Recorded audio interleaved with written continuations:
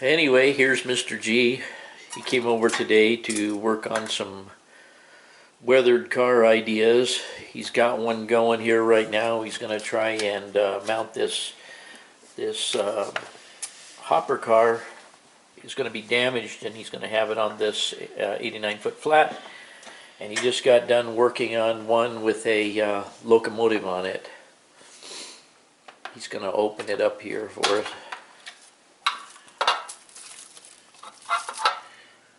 That'll go on the website as soon as he gets a chance. But anyway, he enjoys coming over and doing some weathering and stuff, so he's there doing that, and we're going to go out in the train room, and not much going on, but we're going to see what's happening.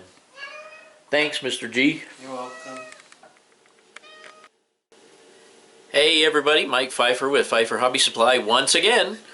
And today, all I can tell you is I know it's been a long time since I made a video, and I'm going to explain why. This is, instead of being 58, well, it is going to be 58. But instead of being really about a lot of things on the layout, it's going to tell you why I haven't put a video out on the layout in a little while. Let's see. Okay, so it's been a little while, obviously, since I've done a video. And that's because I don't have a whole lot to show you. In fact, I hardly have anything to show you. But we're going to do this just so I can explain to you where I've been. One thing we've been doing is we've been selling off some cars since her mom passed away, and you already knew that. But anyway, we've got another car for sale. Kind of been occupied with that.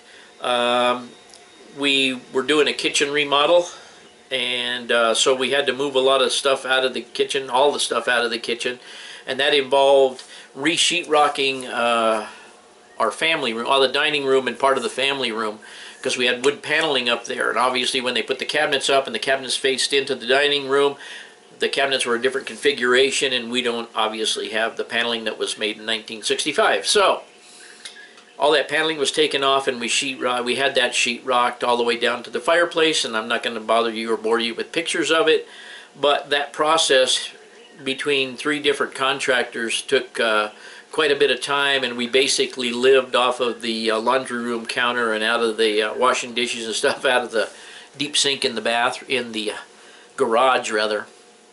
So that was pretty inconvenient, and they were incredibly slow, as New Mexico is the land of mañana, meaning tomorrow. So that being said, we're kind of getting back on track. I could have been out here probably working on some stuff on the layout, but I haven't been into it. And you guys know how that goes, and we're not going to rehash that. But I am going to show you what I got and what I'm working on right now, and then we'll come back and I'll show you what I did get done on the layout.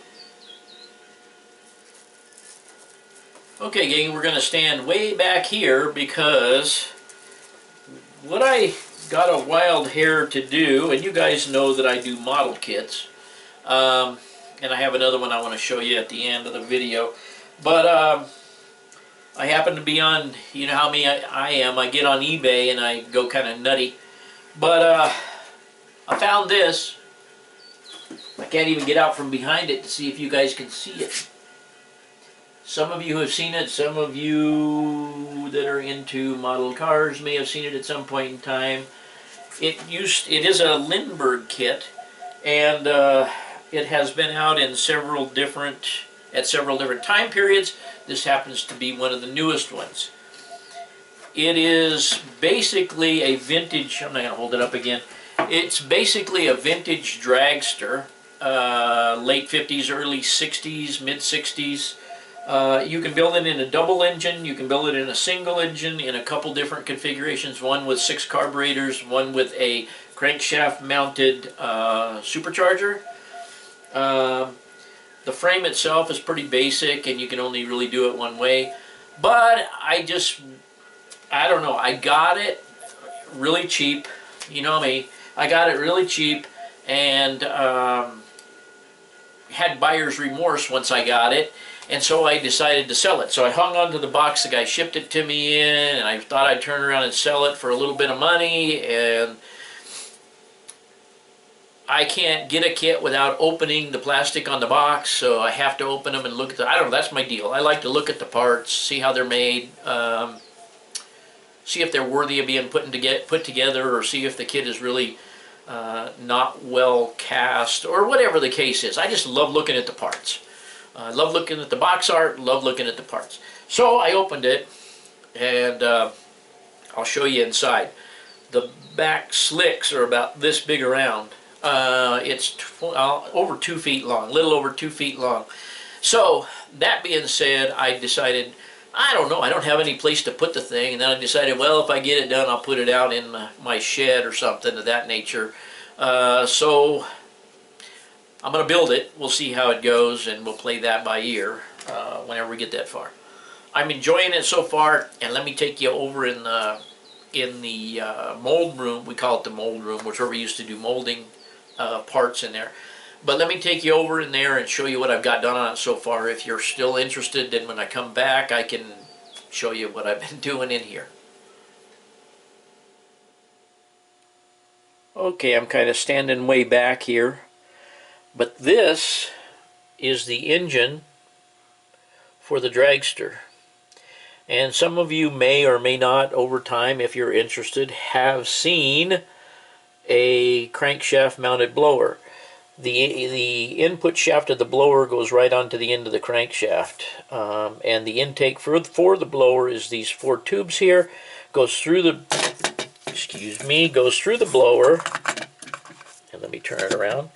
Goes through the blower into this little housing over here, into these 2 tubes, and feeds the 2 banks of the engine.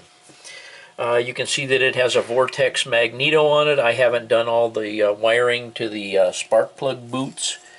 You can, however, I believe, see the spark plug boots there. The block is actually Chevy red, and the spark plug boots are the same color as this kind of brownish red on top of the vortex magneto.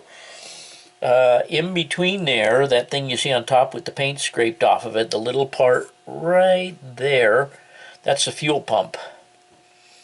So anyways, without going on and on and on about this engine, which I think is extremely cool, that gives you an idea how big it is, how big the Dragster will be. This is the rear end.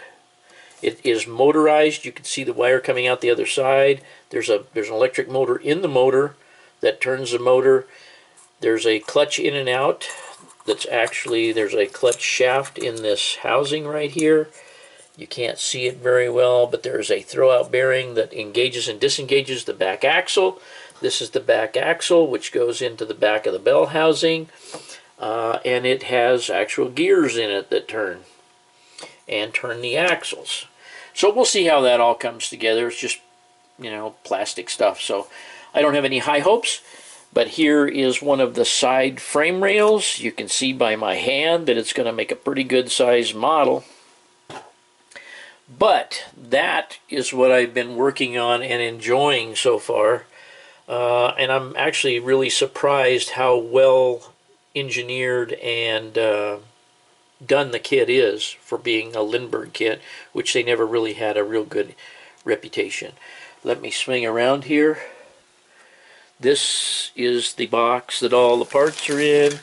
There's the other side of the frame. If I move these parts out of the way, this is the bag with the drag slicks in it, and I will spin that around over here. And now you can see how big the actual tire is. Kind of gives you a relative size of how big this kit is. It's just fun to work on something real big after working on little tiny stuff, I guess. I don't know. I'm just enjoying doing something that's relatively large. Don't get me wrong, still wear my magnifiers. I get too used to them, even working on this thing. But that's okay. I'm enjoying it, and now let's go back into the train room.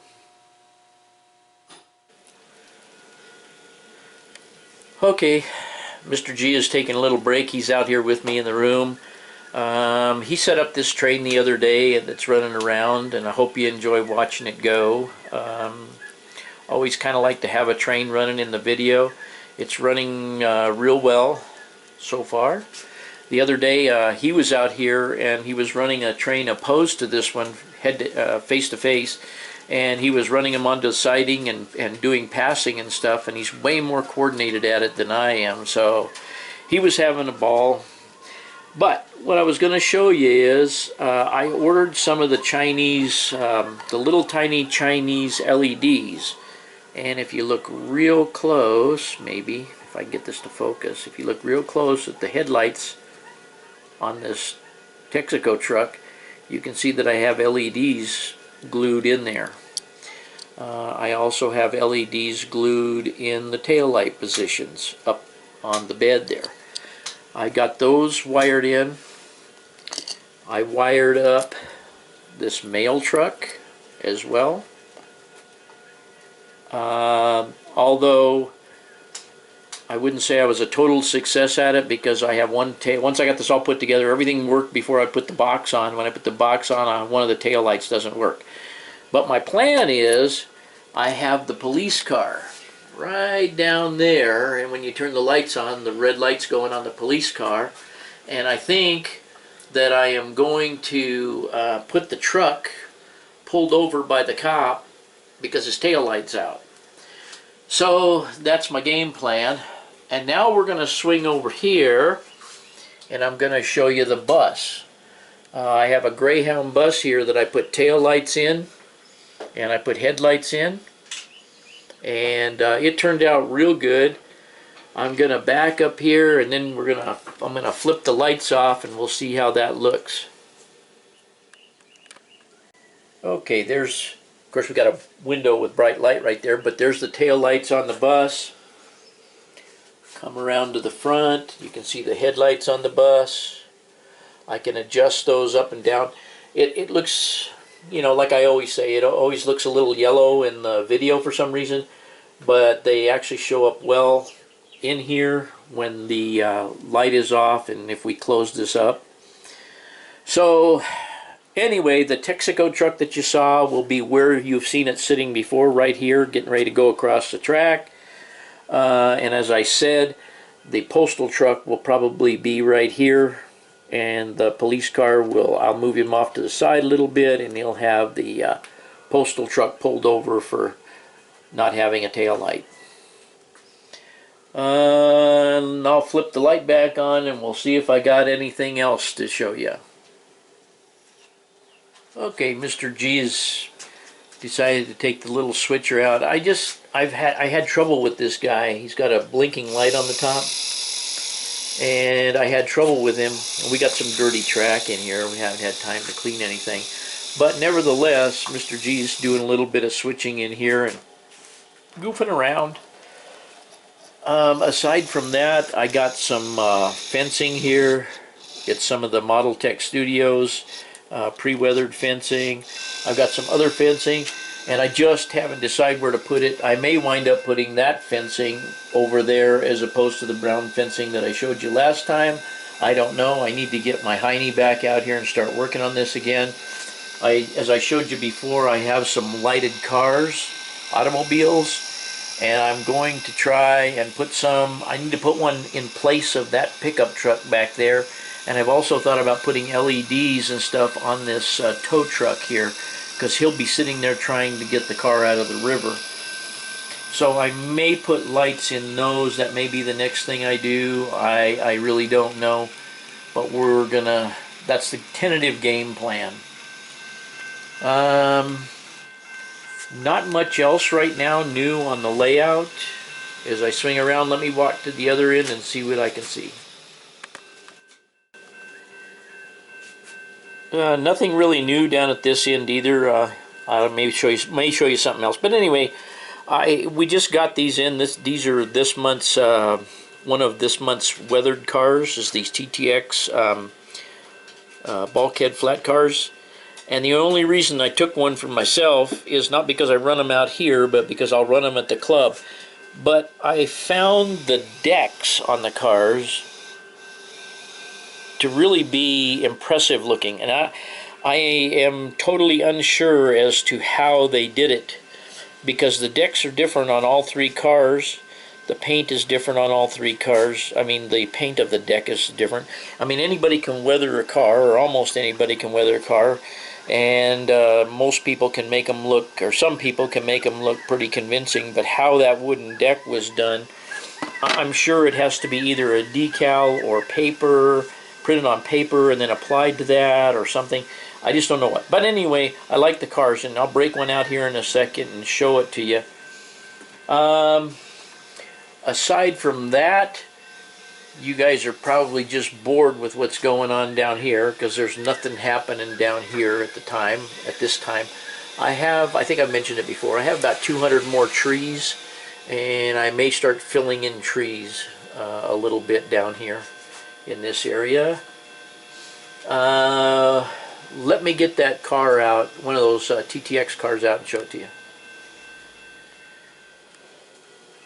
Okay, here's one of the TTX cars, and I don't know how close I can get with this camera before it flakes out, but you can see the deck detail and the deck weathering and the boards, and it looks like it could be a piece of wood or a piece of kind of a cardboard material or something that's adhered to the surface.